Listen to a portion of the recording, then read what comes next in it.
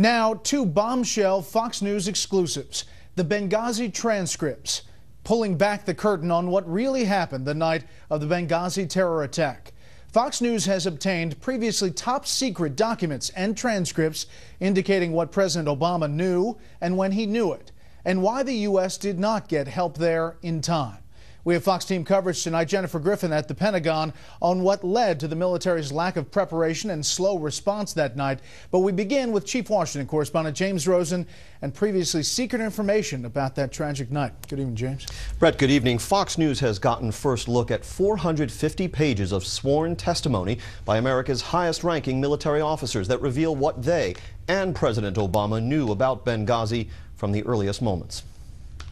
The assault on the U.S. consulate in Benghazi began at 9:42 Libya time on the night of September 11, 2012. And within 15 minutes, General Carter Ham, the head of AFRICOM, was notified. Ham told the House Armed Services Subcommittee on Oversight and Investigations in June 2013, "My first call was to General Dempsey, General Dempsey's office, to say, hey, I am headed down the hall. I need to see him right away. I told him what I knew. We immediately walked upstairs to meet with Secretary Panetta.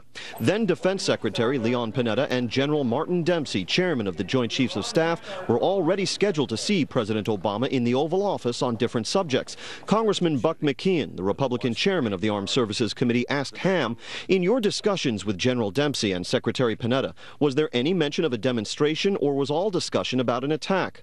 We knew, Ham testified, that a U.S. facility had been attacked and was under attack, and we knew at that point that we had two individuals, Ambassador Stevens and Mr. Smith, unaccounted for. First-term GOP Congressman Brad Wenstrup of Ohio, a veteran of the Iraq War, pressed the issue. As a military person, I am concerned that someone in the military would be advising that this was a demonstration. I would hope, Wenstrup added, that our military leadership would be advising that this was a terrorist attack. Again, sir, Ham testified, I think, there was some preliminary discussion about, maybe there was a demonstration, but I think at the command, I personally, and I think the command very quickly got to the point that this was not a demonstration, this was a terrorist attack. And you would have advised as such if asked. Would that be correct? Well, and with General Dempsey and Secretary Panetta, Ham said, that is the nature of the conversation we had. Yes, sir. In February of last year, Panetta told the Senate he introduced the subject of Benghazi to President Obama on the night of 9/11. There was no question in my mind that it was a terrorist attack. Yet as he battled for re-election, President Obama and his top aides pressed a false narrative of the attacks, and Panetta said nothing publicly to correct it. It was reported that people just went crazy and wild because of this anti-Muslim movie, or anti-Muhammad, I guess, movie. But then I heard Hillary Clinton say that it was an act of terrorism. Is it? What do you say? Well, we're still doing an investigation. He is in the president's cabinet. The American people deserve the truth. Leon Panetta should have spoken up to the president directly. The people at the Pentagon and, frankly, the people at the CIA stood back while all of this was unfolding and allowed this narrative to go on longer than they should have.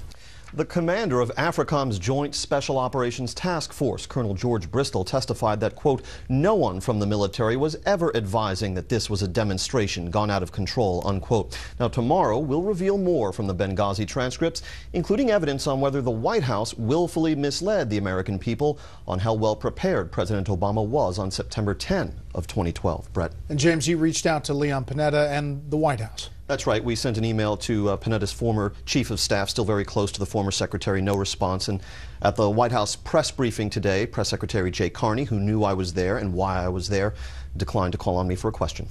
Going back tomorrow? I will. Okay, James, thank you. For 15 months, there have been questions about who ordered what assets to assist the rescue and why they were so slow in arriving. National security correspondent Jennifer Griffin examines the 450 pages of newly declassified congressional testimony by commanders who led the rescue efforts. The transcripts provide new insight into the military decision-making during the Benghazi attack. In particular, for the first time, General Carter Ham, then head of AFRICOM, who led the U.S. military response, explains in sworn testimony what assets he had available to him and debunks widespread speculation that he was removed from overseeing the military operation because he wanted to do more militarily that night than he was allowed to by his superiors or the White House. Chairman of the House Armed Services Committee, Buck McKeon did the questioning. Quote, I heard that you had made the statement that you were prepared to go to their aid and somebody told you no, and you said, we are going anyway. Is that all some supposition that comes from some reporter? Ham replies, yes, sir. No one ever told me no. The commander went on to present a picture of a woefully ill-postured military force whose assets were not in position to launch a timely response or rescue, not just in Benghazi, but also across Africa and the Middle East. No attack aircraft were placed on high alert on September 11th. Fighter jets were unarmed and air refuelers were 10 hours away in Great Britain. They did what they could with what they had.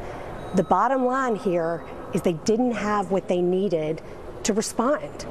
U.S. AFRICOM commanders were aware of a deteriorating security situation in Libya and offered a detachment of Marines to the Libyan embassy following a visit to Libya in December 2011 by then Defense Secretary Leon Panetta. The offer was rejected by the State Department, and there were no Marines in Libya on the night of the attack. Ham pushed back against repeated suggestions by committee members and some military analysts that sending an F-16 to fly over Benghazi on the night of the attack would have made any difference. Quote, the intelligence I had at the time caused me to conclude in my military judgment that attack aircraft would not be the appropriate response tool, and so I did not direct a heightened alert. Congressman Jason Chaffetz scolded Ham for not sending the C-17 rescue plane from Germany for the wounded until 2:15 p.m. the next day. The decision to rely on Libyan transport planes forced survivors accompanying Ambassador Stevens' body to wait an additional 3 hours in Benghazi.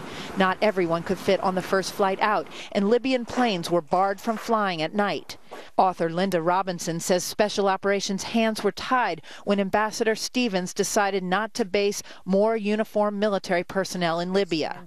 Even our most specialized and elite warriors simply can't sprout wings and fly at supersonic speed. So there have to be provisions made in advance to respond to crises. Perhaps the most vexing question for committee members was the decision to make the fast team of Marines sent as a quick reaction force from Spain to deplane and change out of their uniforms, delaying their response time by more than an hour. Despite being ill-positioned and unprepared, the White House gave assurances to the contrary on the eve of the attack, claiming then Deputy National Security Advisor John Brennan and the White House had spent months reviewing U.S. military posture before the attack. My colleague James Rosen will have more on that tomorrow. Brett? Jennifer Griffin live at the Pentagon tonight. Jennifer, thank you. You can go to the FoxNews.com homepage for more details on both Jennifer and James' Benghazi stories.